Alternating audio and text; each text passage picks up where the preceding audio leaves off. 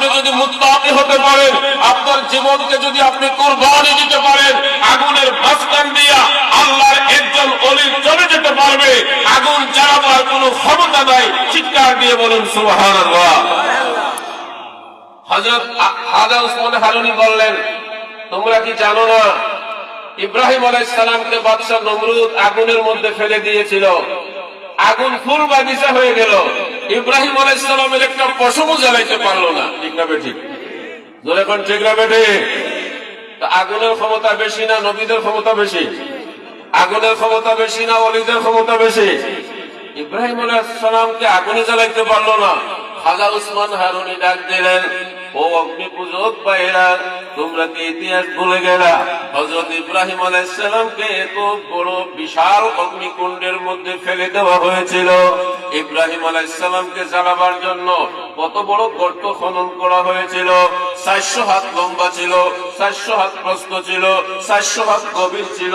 ওখানে আগুন লাগাই দেওয়া হয়েছে, ইব্রাহিম আলাইহিস সালামকে অগ্নিকুণ্ডের মধ্যে ফেলে দেওয়া হয়েছে। আমার আল্লাহ ডাক দিয়া কয়, জিবরাইল কোথায় আছো? তাড়াতাড়ি যাও, নমরুদ আমার ইব্রাহিম নবীকে আগুনের মধ্যে ফেলে দিয়েছে। আমার ইব্রাহিম আলাইহিস সালামের জন্য একটা স্বর্ণের চেয়ার সেখানে দান করো, ইব্রাহিম আলাইহিস সালামের জন্য একটা পশমও জ্বলতে না পারে। জোরে বল সুবহানাল্লাহ। জিবরিল আমিন ওহী নিয়ে আগমন করলেন। আল্লাহ বললেন আগুনকে, আল্লাহু আকবার বলুন, আগুনকে আল্লাহ বললেন, কুল ইয়া নারু কুনি বারদান ওয়া সালামান আলা ইব্রাহিম। কোরআন শরীফের মধ্যে সালাম আছে কি নাই? সালামুন কাওলাম মির রাব্বির রহিম, সালামুন আলা ইব্রাহিম, সালামুন আলা ইলিয়াসিন, সালামুন আলা নূহিন ফিল আলামিন, সালামুন আলাইকুম তিবতুম ফাদখুলুহা খালিদিন, সালামুন আলা মূসা ওয়া হারুন, সালামুন হিয়া হাত্তা মাতলাইল ফাজর।